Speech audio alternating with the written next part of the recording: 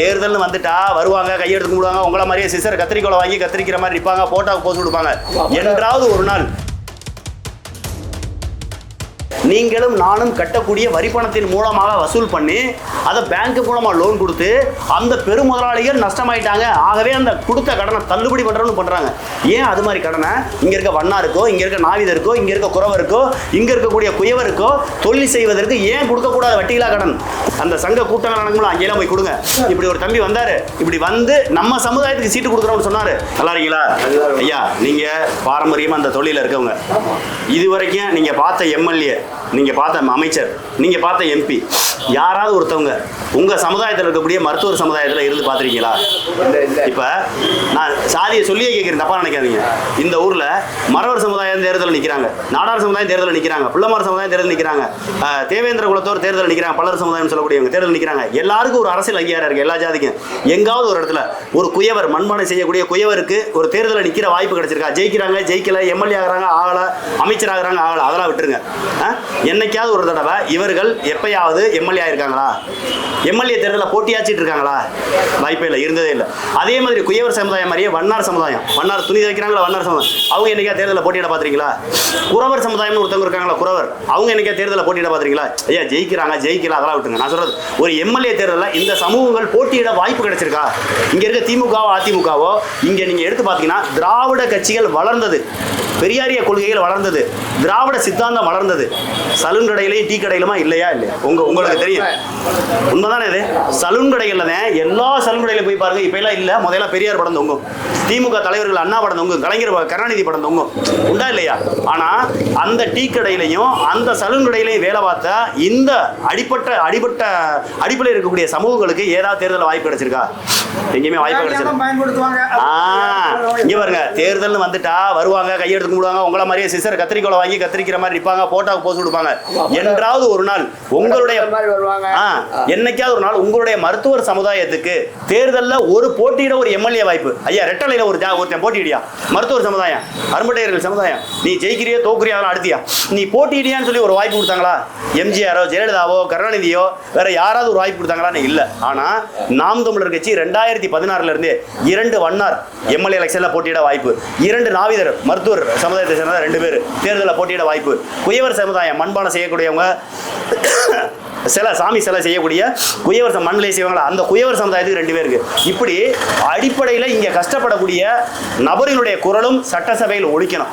அதுக்கு தேர்தலில் போட்டியிட வாய்ப்பு 2016 இன்னைக்கு இல்லை, கிட்டத்தட்ட 10 வருஷத்துக்கு முன்னாடி இருந்தே 5 வருஷத்துக்கு முன்னாடி இருந்தே தேர்தலில் போட்டியிடக்கூடிய வாய்ப்பை கொடுத்த நபர் சீமானந்தன் மட்டும்தான், நாம் தமிழர் கட்சி மட்டும்தான்.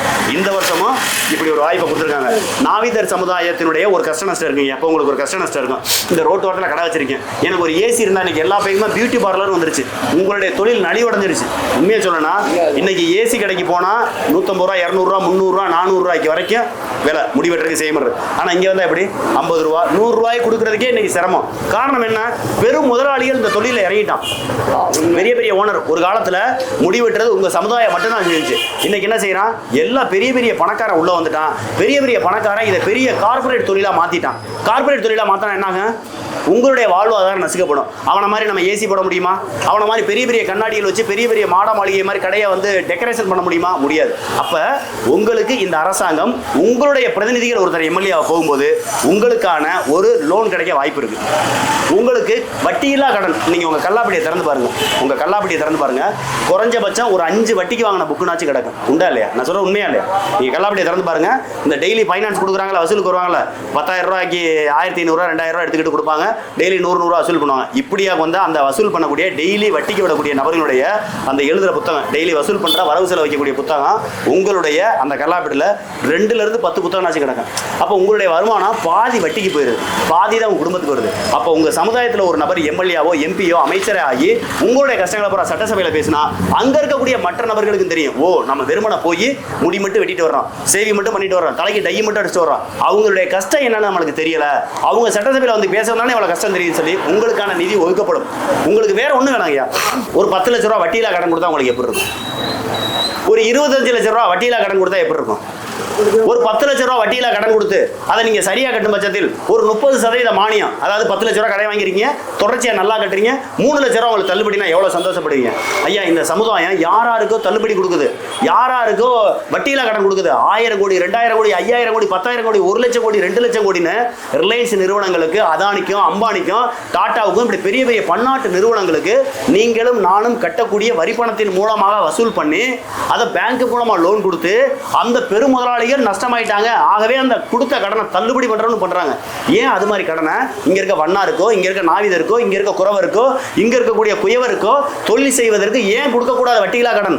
கொடுத்த கடனை நல்லா கட்டுறவங்களுக்கு ஏன் மானியம் கொடுக்க கூடாது? புரியுதுங்களா? அப்ப இதெல்லாம் உங்க சட்டசபை, அதாவது இதெல்லாம் போய் சட்டசபையில உங்களுடைய கஷ்டங்களை பிரதிபலிக்க நான் இருந்தா சரியா இருக்குமா? நீங்களே எம்எல்ஏ இருந்தா சரியா இருக்குமா? இப்போ என் கஷ்டத்தை, நான் ஒரு விவசாயி, என்ன குலத்தொழில் விவசாயி, நான் போய் விவசாயிகள் சம்பந்தமா சட்டசபையில் பேசுறது நல்லா இருக்குமா? மருத்துவர் சமுதாயம் சார்ந்தோ, வண்ணார் சமுதாயம் சார்ந்தோ, குயவர் சமுதாயம் சார்ந்தோ பேசுறது நல்லா இருக்குமா? அப்போ நான் சொல்ல வர புரியுதுங்களா? உங்களுடைய கஷ்ட நஷ்டங்களை உங்களுடைய பிரதிநிதியா நீங்களே ஜெயிச்சு நீங்களே எம்எல்ஏ போய் சட்டசபையில் பேசுனீங்கன்னா உங்களுக்கான தீர்வு ஏற்படும், உங்கள் சமுதாயத்துக்கான தீர்வு ஏற்படும். சரிங்களா? உங்களுடைய நேரத்தை வீணடிக்க விரும்பல. நான் சொல்ல வந்த கருத்துக்களை நீங்க புரிஞ்சிருக்குன்னு நினைக்கிறேன். ஏற்கனவே துண்டறிக்கை கொடுத்துருக்கோம். இந்த துண்டறிக்கையை முடிஞ்ச அளவு உங்களுடைய அந்த சங்க கூட்டங்கள் அடங்கும்போது அங்கேயெல்லாம் போய் கொடுங்க. இப்படி ஒரு தம்பி வந்தாரு, இப்படி வந்து நம்ம சமுதாயத்துக்கு சீட்டு கொடுக்குறோம்னு சொன்னாரு. இந்த சமுதாயங்கள் அங்கீகரிக்கப்படாத சமுதாயங்களா இருக்கு. இப்போ எம்எல்ஏ எலெக்ஷன் நிக்கிறவங்க என்ன வருவாங்க தெரியுமா? ஹோட்டலுக்கு போவாங்க, பொரோட்டா மாஸ்டரோட நின்று பொரோட்டா போடுவாங்க, எங்களுக்கு ஓட்டு போடுங்கன்னு வருவாங்க. இந்த கடைக்கு வருவாங்க, அப்படி கத்திரிக்காய் வாங்கிடுவா, கத்தியை வாங்கிடுவா, முடி வெட்டுற மாதிரி சேவிங் பண்ற மாதிரி நின்று டாட்டா கட்டிட்டு எங்களுக்கு ஓட்டு போடுங்கன்னு போயிடுவாங்க. வண்ணார் துணி வைக்கிற இடத்துக்கு போவாங்க, 2 துணியை உள்பாவாடை வாங்கி 2 தோதை வச்சுட்டு போயிட்டு வந்துட்டு வந்துருவாங்க. செய்யறாங்களா இல்லையா? நீங்க பார்த்துருப்பீங்களா இல்லையா? ஆனால் அவர்கள் ஒருபோதும் உங்களுக்கானவர்களாக இருக்க மாட்டார்கள். உங்கள் கஷ்டத்துக்கான தீர்வை ஏற்படுத்த மாட்டார்கள். நீங்க கடைசி கஷ்டப்பட்டு இருக்கணும். என்ன ஒரு பெருமை இருக்கு? அதிகபட்சம் அமைச்சர் நம்ம வீட்டு கல்யாணத்துக்கு வந்தாருப்பா, எம்எல்ஏ நம்ம வீட்டு கல்யாணத்துக்கு வந்தாருப்பா, எம்பி நம்ம வீட்டு கல்யாணத்துக்கு வந்தாருப்பா, இப்படின்ற ஒன்றை மட்டுமே நம்மளுக்கு கொடுத்து நம்மளை ஏமாத்தி பழகிட்டாங்க. நாமளும் எம்பி ஆகணும், நாமளும் எம்எல்ஏ ஆகணும், நாமளும் அமைச்சர் ஆகணும், நாமளும் சேர்மன் ஆகணும், நாமளும் கவுன்சிலர் ஆகணும். அப்படின்னா நாம தேர்தலை போட்டியிடணும். தேர்தலை போட்டியிடுறதுக்கு இங்க இருக்கக்கூடிய அங்கீகரிக்கப்பட்ட கட்சியோ பதிவு செய்யப்பட்ட கட்சியோ நம்மளுக்கு ஒரு போட்டியிட வாய்ப்பு கொடுக்கணும். மற்ற கட்சிகள் செஞ்சாங்களா செய்யலன்னு எங்களுக்கு தெரியாதுங்கய்யா. எங்க கட்சியில 234 வேட்பாளர்கள் 117 ஆண்கள் 117 பெண்கள், அதுல ஒரு திருநங்கை கொடுத்துருக்கோம். இந்த 117 ஆண் பெண்ணுல ஒவ்வொரு சமுதாயம் உங்களை மாதிரி சமுதாயங்களுக்கு 2 சீட்டுகள் கொடுத்து போட்டியிடுறதுக்கு வாய்ப்பு கொடுத்துருக்கோம். இன்னும் நிறைய சமுதாயங்கள் இருக்காங்களா? ஆசாரி சமுதாயம், கோனார் சமுதாயம், ஊராளி கவுண்டர், வேட்டுவ கவுண்டர், இப்படி நிறைய சமுதாயங்கள் வந்து இங்க அங்கீகரிக்கப்படாம இருக்கு. அதே மாதிரியே இங்க இருக்கக்கூடிய சௌராஷ்டிரா சமுதாயம், இப்படி எல்லா சமுதாயம் தமிழ்நாட்டில் இருக்கக்கூடிய பட்டியல் சமுதாயங்கள் போக பிற மாநிலத்திலிருந்து வந்தவங்களுக்கும் ஒவ்வொரு சீட்டு கொடுத்து அங்கீகாரம் கொடுத்துருக்காங்கய்யா. நீங்க எல்லாம் சேர்ந்து உங்க சங்கத்துல சொல்லி நாம் தமிழர் கட்சிக்கு ஓட்டு போடுங்க. இந்த கட்சி தான் நம் சமுதாயத்துக்கு வாய்ப்பு கொடுத்து கடைநிலையில் இருக்கக்கூடிய கஷ்டப்படக்கூடிய நபர்களுக்கு தேர்தலில் போட்டியிட வாய்ப்பு கொடுத்து சட்டசபையில் பேசுகிற வாய்ப்பு கொடுத்த ஒரே கட்சி தேசிய தலைவர் பிரபாகரனை பின்பற்றக்கூடிய சீமானனுடைய தலைமையில் இருக்கக்கூடிய நாம் தமிழர் கட்சி. மறந்துடாங்க, இதே அந்த விவசாய சங்கம். எந்த மாவட்டத்தில் இருக்காங்க? அது சரியான கேள்விங்கய்யா. ஒன்னே ஒன்று தெரிஞ்சுங்க, நாங்கள் எல்லா சமுதாயத்திலையும் இந்த ஊரில் இந்த வேட்பாளர்னு சொல்லிட்டு அறிவிச்சிருவோம். ஆனால் இப்போ நான் உங்கள்கிட்ட போட்டிடுறேன், நான் என்ன சாதின்னு உங்களுக்கு தெரியாது. ஏன்னா நாங்கள் ஜாதி சொல்லவே மாட்டோம். சாதி பார்த்து நீங்கள் போடக்கூடிய ஓட்டு என்பது தீட்டுன்னு சொல்றேன். நான் பேசிக்கிட்டு இந்த காணொலியில வீடியோ எடுக்கிறோம். நான் பொய்யா அவனை சொல்ல முடியுமா? மேடையிலேயே 234 வேட்பாளரை ஒரே மேடையில் வச்சு சீமானனை திருச்சியில் வச்சு அறிமுகப்படுத்தினாரு. நாங்க பொய்யா அவனு சொல்றல. நான் சொல்லக்கூடியது அனைத்தும் சத்தியம். இந்த கேமரால பார்த்துக்கிட்டு இருக்காங்க, உலகமே பார்க்கும். அதனால நான் உங்கள்கிட்ட ஒரு பொய்யான வாக்குறுதி கொடுக்க மாட்டேன். உங்க சமுதாயம்னு சொல்லி உங்களுக்கு ஒரு உதாரணம் சொல்றேன். மதுரை வடக்கு தொகுதியில் நாவிதர் சமுதாயம், மருத்துவர் சமுதாயம் போட்டிக்கிறாங்கன்னு சொன்னா அங்க இருக்கிறவங்க ஓட்டு போட மாட்டாங்க. இன்னைக்கு இருக்கிறவங்க ஜாதி பார்த்து ஓட்டு போடக்கூடிய சூழ்நிலை இருக்கு. அதனால இங்க போட்டியிடக்கூடியவங்களையும் நம்ம இந்த சாதியான ஒரு வேற்றுமையை பார்த்துருவாங்கன்னு சொல்லிட்டு எங்க கட்சியில இந்தந்த சமுதாயத்துக்கு இத்தனை சீட்டுன்னு வெளிப்படையா அறிவிச்சிட்டோம். ஆனால் அந்த சீட்டுல யாராரு என்னென்ன ஜாதி வேட்பாளர்னு நாங்க சொல்றதுல வெளிப்படையா அதை மற்றவங்களுக்கு அவங்களுக்கு ஒரு சங்கடமா போயிருமேன்றக்காக சொல்றது இல்லைங்கய்யா. ஆனால் சத்தியமாக இறைவன் மீது சத்தியமாக ஒவ்வொரு சமுதாயத்துக்கும் நாங்கள் வாய்ப்பு கொடுத்துருக்கோம். இங்க வாய்ப்பே கிடைக்காது. அதான் சொல்றேன், குறவர் சமுதாயம் உங்களிலும் இன்னும் கீழ்நிலையில் இருக்காங்களா இல்லையா? குறவர் சமுதாயத்துக்கு தேர்தலில் போட்டியிட வாய்ப்பு கிடைக்குமா? நாங்க கொடுத்துருக்கோம். அவன்கிட்ட காசு இருக்கா, பணம் இருக்கா, தேர்தலில் எத்தனை கோடி செலவழிப்பேன், 5 கோடி செலவழிப்பானா, 50 கோடி செலவழிப்பானா, டிவி கொடுப்பானா, மிக்சி கொடுப்பானா, கிரைண்டர் கொடுப்பானா, ஹாட் பாக்ஸ் கொடுப்பானா, டோக்கன் கொடுப்பானா, இதெல்லாம் எதுவுமே நாங்கள் எதிர்பார்க்கறதில்ல. உனக்கு தேர்தலில் போட்டியிட வாய்ப்பு, நீ போய் போட்டியிடு. உனக்கான செலவுகளை அங்கங்கே செலவழிக்கக்கூடிய உதவி செய்யக்கூடிய நபர்கள் இருக்காங்க. இப்போ உங்கள்கிட்ட கொடுத்த அந்த துண்டறிக்கை எனக்கு ஒருத்தவங்க ஓசி அடிச்சு கொடுத்தது. எங்கள் கட்சிகள்லேயே அங்கங்கே வெளி மாநிலத்தில் வெளிநாட்டில் இருக்கவங்க சேர்ந்து எனக்கு அடிச்சு கொடுத்தது.